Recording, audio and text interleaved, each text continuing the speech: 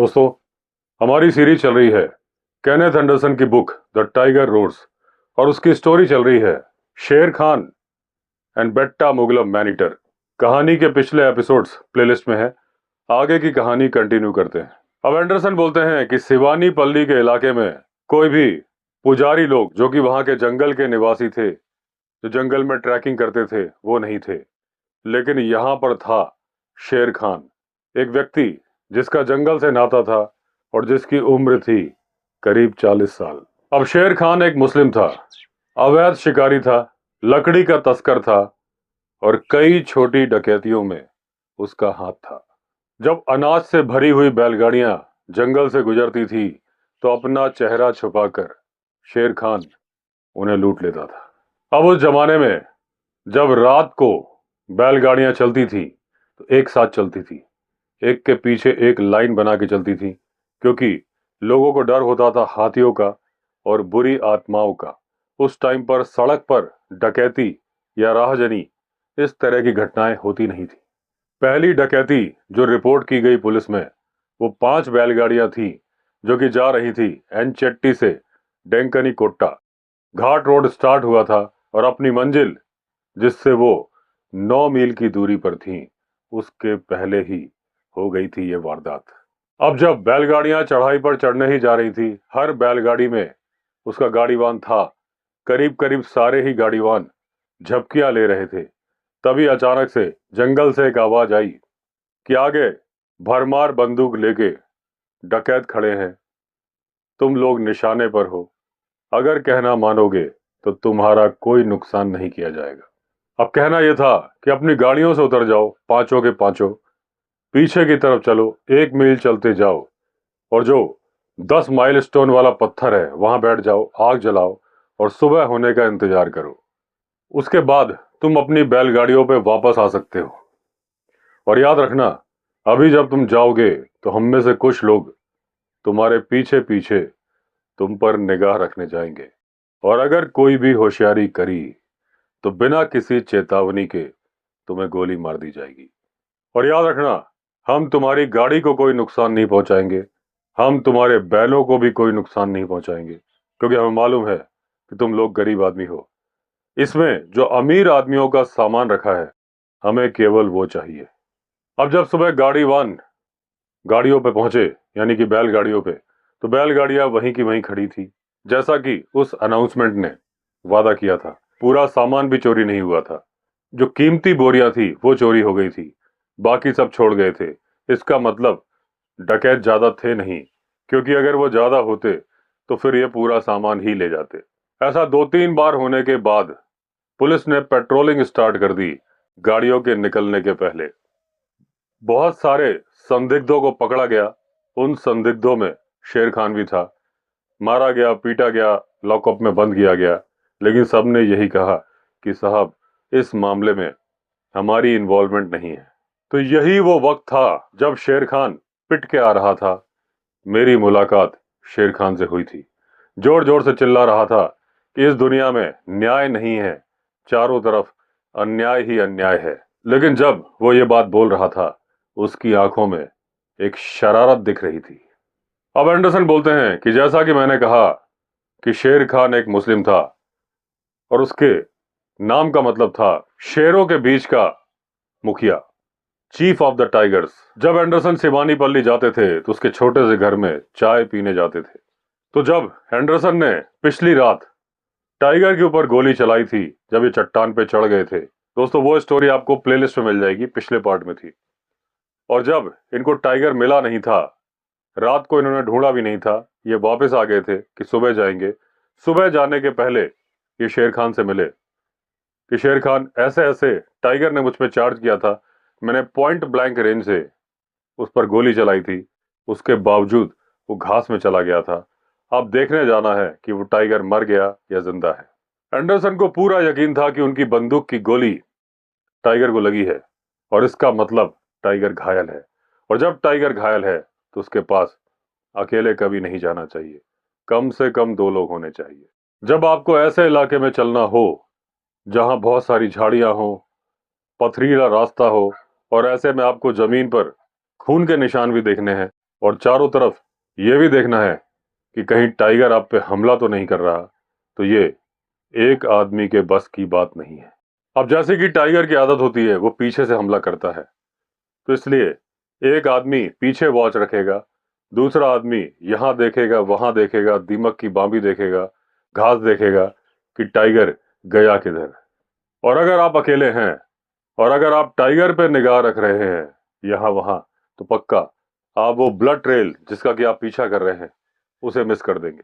इसमें दोनों आदमियों की सुरक्षा की जिम्मेदारी उस व्यक्ति की होती है जो पीछे चल रहा होता है, क्योंकि जो आदमी ब्लड के निशान ढूंढ रहा है उसका सारा ध्यान केवल उन ब्लड के निशान पर होता है।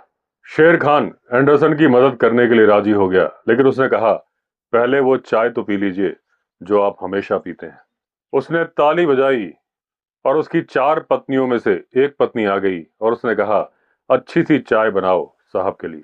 अब एक मुस्लिम के नाते शेर खान को 4 बीवियां रखने का अधिकार था, और मैं सोच रहा था कि इंसान एक बीवी के झगड़े से ही परेशान रहता है, ये 4-4 के झगड़े कैसे बर्दाश्त करता होगा। अब शेर खान अपनी किसी भी पत्नी की तरफ अलग से आकर्षित नहीं होता था।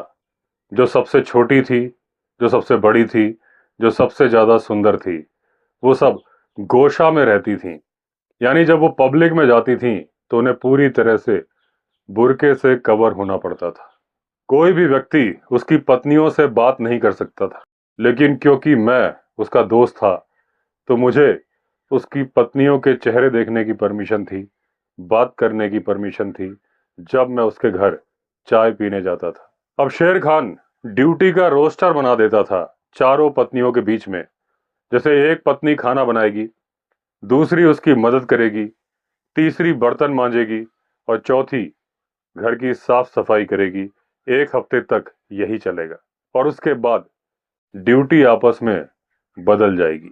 शेर खान अपने किसी भी काम के लिए अपनी उंगली तक नहीं हिलाता था, वो बस पैसे कमा के लाता था।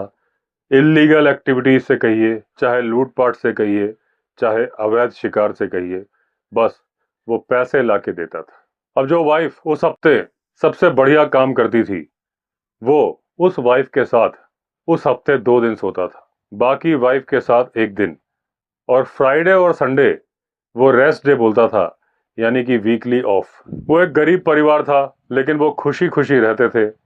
उसकी पत्नियां उससे झगड़ा नहीं करती थीं और आपस में भी झगड़ा नहीं करती थी, और अगर करती थी तो उनकी पिटाई का अनुपात तय था। हर पत्नी को बराबर घूंसे पड़ते थे, बराबर झापड़ पड़ते थे, बिल्कुल नाप तौल के। जितनी बड़ी गलती उतने थप्पड़, उतने घूंसे, उतने झापड़। लेकिन इतनी सारी बातों के होने के बावजूद शेर खान का एक भी बच्चा नहीं था। अब जैसे ही हमने चाय पी ली, हम चल पड़े जंगल की तरफ। शेर खान ने कहा कि उसके पास बंदूक नहीं है, लेकिन वो अपनी पुरानी तलवार लेके चलेगा।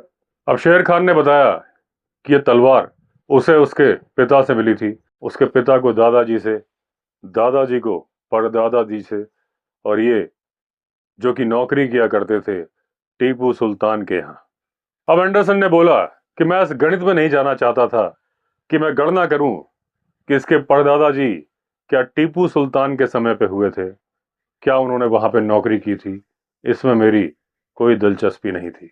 अब जब हम उसकी पत्नियों से दूर चले गए थे तो रास्ते में मैंने शेर खान से एक सवाल पूछा कि रात को बैलगाड़ियां अनाज से लदी होती हैं, अचानक से जंगल से आवाज आती है, गाड़ी वालों इनको छोड़ के 1 मील की दूरी पर चले जाओ, सुबह वापस आ जाना। यह आवाज क्या शेर खान की आवाज है?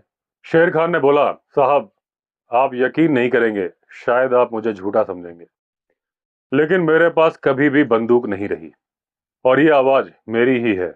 और मेरे उस लुटेरे गैंग में मेरे अलावा मेरी 3 पत्नियां होती हैं। चौथी पत्नी बहुत बूढ़ी है, वो जा नहीं सकती जंगल में, लेकिन समझदार बहुत है। ये आइडिया उसी का था, तो वो आवाज भी मैं लगाता हूँ और मेरी 3 पत्नियां जंगल में छिप के खड़ी होती हैं। हमसे जितना सामान लाते बनता है हम उठा के ले आते हैं। अब ये बातें करते करते हम उस चट्टान तक पहुंच गए, वो झुकी हुई चट्टान जिसके ऊपर खड़े होके एंडरसन ने उस टाइगर को गोली मारी थी। अब वहां पर हमने खून के निशान ढूंढने की कोशिश की, कहीं पर भी कोई भी खून का निशान था नहीं। जमीन बहुत हार्ड थी। फिर मैंने शेर खान को उस घास की तरफ इशारा किया कि यह है वो जगह जिस तरफ टाइगर गया था। अब हमने घास पे आगे बढ़ना शुरू किया। मैं आगे आगे चल रहा था, शेर खान पीछे पीछे चल रहा था। घास को देख के साफ मालूम चल रहा था कि इसमें से कोई भारी भरकम जीव गया है। और आगे बढ़ते बढ़ते हमने देखा खून। अब एंडरसन ने उस खून को उंगली से उठा के देखा, अंदाजा लिया, और काफी सारा खून गिरा हुआ था। एंडरसन समझ गए थे कि उनके बंदूक की गोली ना सिर्फ टाइगर को लगी थी, तरीके से लगी थी, अंदर घुस गई थी। अब हमने अपनी जगह चेंज कर ली, शेर खान को आगे कर दिया। वो खून के निशान और टाइगर के जाने के निशान चेक कर रहा था। मैं बंदूक लेके पीछे से सुरक्षा कर रहा था, चारों दिशाओं से। अब शेर खान कोई जंगल का ट्रैकर नहीं था, लेकिन उसके बावजूद पता नहीं वो कैसे ढूंढ रहा था, एक के बाद एक खून के निशान उसे मिलते जा रहे थे। अब टाइगर को एक्सर्शन की वजह से खून ज्यादा निकल रहा था, यानी इसके घाव का मुंह खुलता जा रहा था। अब मुझे सामने की तरफ से एक मूवमेंट सी दिखाई दी। मैंने हल्का सा टच किया शेर खान को, उसने भी उस तरफ देखा। मैंने अपनी राइफल कंधे पे लगाई, निशाना ले लिया, क्योंकि जो घायल टाइगर होता है बहुत बदमाश, बहुत चालाक होता है। वो कुछ ऐसा कर दिखाता है जिसके बारे में किसी ने सोचा भी ना हो। वो हरकत दोबारा दिखाई दी।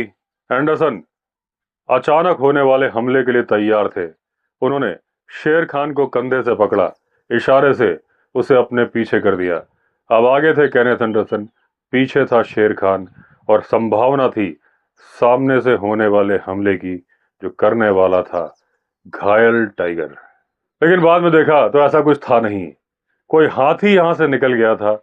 उसके वजन से वो डाल टूट गई थी, वो हिल रही थी, और उसके हिलने की वजह से घास भी हिल रही थी। अब इन परिस्थितियों में बातचीत करने की कोई गुंजाइश नहीं होती।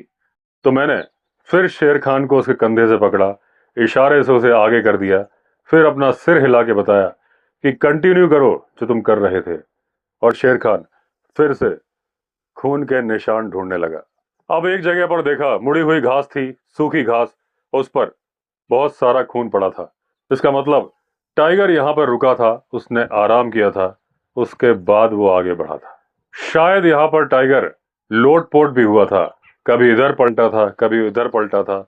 अपने पंजे भी उसने चेहरे पे लगाए थे, क्या पता घास में भी चेहरा लगाया था। यही वजह थी कि खून चारों तरफ फैला हुआ था। अब एंडरसन ने शेर खान के कंधे को टच किया, रुकने का इशारा किया। चारों तरफ दोनों लोग आवाजें सुनते रहे। करीब 5 मिनट तक खड़े रहे, किसी तरह की कोई आवाज नहीं आई, क्योंकि एंडरसन का मानना था कि वो कितनी भी सावधानी से चले, उनके चलने से इतनी आवाज तो हो ही जाएगी कि टाइगर के कान, जो बहुत चौकन्ने होते हैं, वो उस आवाज को सुन लें। और जब टाइगर को मालूम चल जाएगा कि दो लोग उसकी तरफ आ रहे हैं, तो उसके दो ही रिएक्शन हो सकते हैं।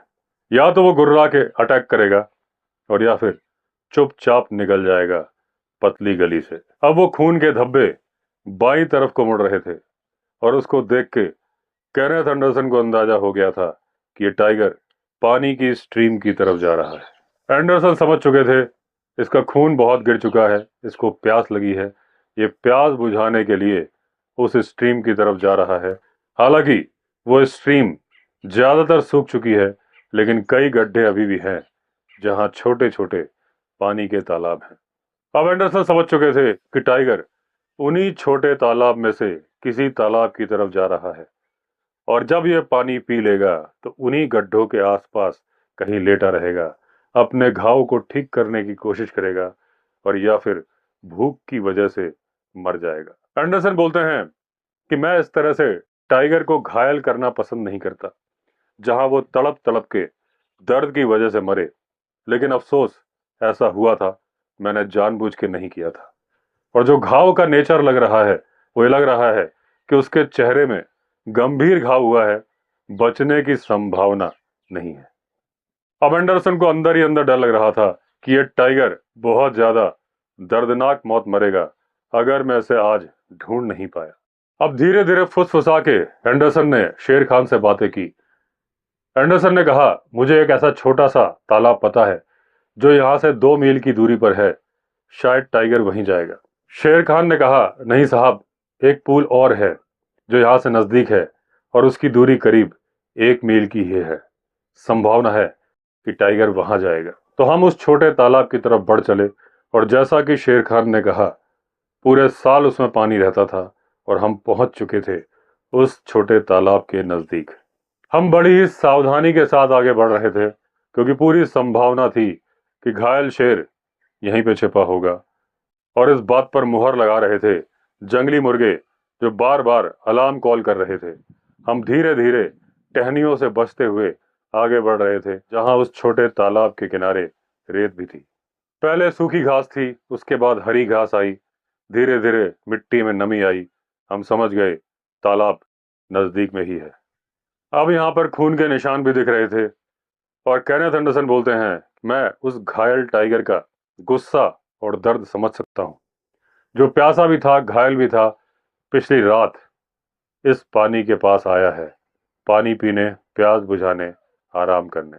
शेर खान ने बोला, तालाब यहीं पर है, थोड़ा सा बाएं हाथ की तरफ, और हमने देखा खून के निशान भी उसी तरफ जा रहे थे। अब फिर से मैंने हाथ के इशारे से शेर खान को पीछे कर दिया। मैं आगे हो गया क्योंकि अब ट्रैक करने की कोई जरूरत नहीं थी। हमें मालूम था टाइगर आगे ही है। अब वो लेफ्ट वाला मोड़ लिया, उसके बावजूद वो तालाब नजर नहीं आया। शेर खान ने इशारे से एक चट्टान दिखाई कि वो जो चट्टान है उसके नीचे ही है वो तालाब। तभी वहां से एक पक्षी अलार्म कॉल करते हुए उड़ा। एंडरसन जान चुके थे कि टाइगर यहीं कहीं पर है और पानी भी थोड़ी दूर पर ही नजर आ जाएगा। अब वो जो छोटी सी नदी थी उसके दोनों किनारे उस जगह करीब करीब मिल जाते थे, वहीं पर एक गड्ढे में पानी था। अब फिर हम थोड़ी देर रुके, इंतजार करते रहे आवाजों का। कोई आवाज नहीं आई, लेकिन खून के निशान भी उस छोटे पानी के गड्ढे की तरफ नहीं जा रहे थे, यानी कि टाइगर घास घास में ही अंदर जा रहा था। अब जब हम उस पानी के गड्ढे के पास पहुंचे तो वहां पर एक दुख भरी कहानी थी। दुख भरी कहानी यह थी कि उस छोटे से गड्ढे का पानी लाल था। टाइगर ने प्यास बुझाने के लिए जब अपना मुंह पानी में डाला था तो दर्द से बचने के लिए पूरा मुंह ही पानी में डुबो दिया था। उसके पग मार्क के गड्ढों में भी खून भरा हुआ था और उसके बाद वो चला गया था एक घास की झाड़ियां जहां पर चट्टान भी थी, और एंडरसन को मालूम था कि उनकी मुलाकात होगी उस टाइगर से वहीं पर, और वहीं पर होगा उस टाइगर के दर्द का अंत। फिर एंडरसन को याद आया कि ये वही जानवर है जिसने एक इंसान की जान ली है, और ये सिर्फ टाइगर नहीं है, ये मैन ईटर है। तो वो आगे बढ़े उस टाइगर से मुलाकात करने के लिए। इन्होंने शेर खान को इशारा कर दिया था कि तुम यहीं पर रहो, लेकिन जब ये आगे बढ़े तो इन्हें हल्की सी आहट पीछे से सुनाई दी। इन्होंने मुड़ के देखा, शेर खान इनके पास ही आ रहा था। शायद वो ये ड्रामा, ये घटनाक्रम अपनी आंखों से देखना चाहता था, और या फिर वो अकेला खड़ा रहने में डर रहा था। चारों तरफ सन्नाटा था, लेकिन अचानक से सन्नाटे को चीर दिया एक गरजती हुई दहाड़ ने, जो ऐसा लगा था कि केनेथ एंडरसन के पैरों के नीचे से ही आई है। तभी अचानक से ऐसा लगा जैसे कि घास अपने आप खड़ी हो रही है और घास के साथ में स्प्रिंग की तरह से उछल रहा है टाइगर, जो कि मेरे ही ऊपर आ गया, और शेर खान जो मुझसे केवल 2 फीट की दूरी पर था उसके ऊपर भी आ रहा है, ऐसा लग रहा था। अब शेर खान ने अपनी तलवार निकाली, घुमाई, उसका एक सिरा टाइगर के ऊपर लगा, तलवार उधर गिरी, शेर खान उधर गिरा और उसके ऊपर गिरा टाइगर। अब मेरे बगल में ही ये घटनाक्रम चल रहा था। नीचे था शेर खान, ऊपर था टाइगर, लेकिन शेर खान के पास प्रेजेंस ऑफ माइंड था। उसने अपनी दोनों कोहनियों से अपनी गर्दन और चेहरा कवर कर लिया था। मेरे सामने ही टाइगर था। मैंने उसकी गर्दन पे बंदूक की नाल लगाई, ये इंश्योर किया कि बंदूक की गोली निकल के कहीं मेरे दोस्त शेर खान को ना लग जाए, और दबा दिया मैंने ट्रिगर। जैसे ही मैंने ट्रिगर दबाया, शेर खान उसके नीचे से सड़क के बाहर निकल आया। उसके बाद मैंने एक गोली और चलाई और वो ड्रामा खत्म हो गया। एक चमत्कार की बात थी कि शेर खान को कोई चोट नहीं आई थी, सिर्फ खरोंचें आई थी, और उसका कारण यह था कि कल रात को जो मैंने गोली मारी थी वो टाइगर के मुंह में लगी थी उसका ऊपर का पैलेट पूरी तरह से झूल गया था, नाक भी झूल गई थी। वो किसी को घायल करने लायक रहा ही नहीं था और ये पूरी संभावना थी कि अगर हम टाइगर को नहीं मारते तो थोड़ी देर में वो अपने आप मर जाता। और मुझे खुशी इस बात की है कि शेर खान ने अपने परदादा के जमाने की तलवार, जो कि टीपू सुल्तान के जमाने की तलवार थी, चलाई थी। अगर मैं साइड में ना हटा होता तो उस तलवार से मेरा ही काम हो गया होता और शेर खान और उसके पूर्वज कह रहे होते कि हमने एक और इंसान मार गिराया इस पुरानी तलवार से। अब जब ये बात एंडरसन ने शेर खान को बताई तो शेर खान हंसा, बोला, साहब मेरे पास कुछ दूसरी कहानी है आपको जो सुनानी है। जब आपने गोली मारी तो टाइगर की गर्दन से निकल के गोली बिल्कुल मेरे बगल में धंसी और मुझे लगा मेरा भी काम हो गया। फिर शेर खान बोला कि साहब, क्या इस टाइगर की खाल को मैं एक यादगार के रूप में अपने साथ रख सकता हूं? मैंने कहा, बिल्कुल, तुम रख सकते हो। अब भले ही शेर खान उल्टे सीधे काम करता हो, डकैती करता हो, लूट करता हो, अवैध शिकार करता हो, लेकिन वो आदमी अच्छा था, साथी भी अच्छा था और जिस तरीके के साथ वो अपनी चारों पत्नियों के साथ रहता था, उसके परिवार में खुशी थी। अब रात को हमने कैंप फायर जलाई, मैंने अपना पाइप सुलगाया, शेर खान अपने किस्से कहानियां सुना रहे थे। ऊपर मैं देख रहा था, धुआं उठ रहा था, चिंगारियां उठ रही थी, आग धीरे धीरे कम होने लगी थी। फिर हमने एक लकड़ी और लगाई ताकि आग जलती रहे, किस्से कहानियां चलते रहे। अब शेर खान के घर के पीछे से सियार के चिल्लाने की आवाज आई। जंगल में इधर उधर जानवर अपनी जिंदगी जी रहे थे। थोड़ी ही देर बाद पहाड़ के दूसरी तरफ से एक टाइगर की रोरिंग साउंड सुनाई दी और वो रोरिंग साउंड कह रही थी, टाइगर अभी जिंदा है। तो दोस्तों, इस तरह से खत्म हुई ये कहानी और खत्म हुई ये story book the tiger roads. हमारी अगली स्टोरी में एक नई बुक स्टार्ट करेंगे। अगर आपने चैनल सब्सक्राइब नहीं किया है तो चैनल सब्सक्राइब कर लीजिए। चलिए फिर मिलते हैं, तब तक के लिए all the best. Vande Mataram.